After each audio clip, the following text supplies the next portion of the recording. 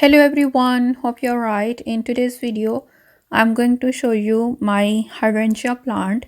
This is Hydrangea macrophylla, which produces these large, round, full heads of beautiful and lovely flowers, which get their color depending on your soil pH. So if your soil is acidic, they get like blue to lilac flowers, and if your soil is alkaline, the flower color will be more on pink side. So as you can see, mine are more from blue to lilac color. So we have acidic soil, really good soil. Hydrangeas like part shade to full sun position, so ideally you should plant them in a sheltered location with part shade, and that causes them to produce this lush green foliage. As their name suggests, they like lots of water, so you need to water them like 1 inch per week.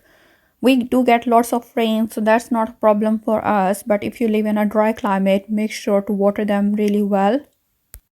Hydrangea bush can grow like 2 meter to 2.5 meter tall and wide, and it is a deciduous shrub. It sheds its leaf in fall time, and it needs to be pruned in early spring, so it produces new shoots which produce flowers. So this is the second year of my hydrangea plant. I bought it last year somewhere in June, and then I planted it in a big container. It stayed in there for the rest of the season. We moved house somewhere in January, and then I first planted it in the ground, but then we had to redo our garden, so I potted it up again. So after our garden makeover, I finally planted it here in this gravel bed, which is east facing, and it's doing really well since then. It started blooming in June, and you can see it's loaded with flowers. Flowers are absolutely beautiful, and it has grown like double the size than the last year. So here you can see how the buds start to form, and very young flowers are of greenish color, and then they start to color up like blue to lilac, and more mature flowers are of deep shade of pink. I just pruned it in the winter to take some cuttings, so I just removed the flower heads, but you should not prune them until spring. So in spring you can see if there are any dead branches, you can take them off, and you just need to prune them like 1/3 of the plant.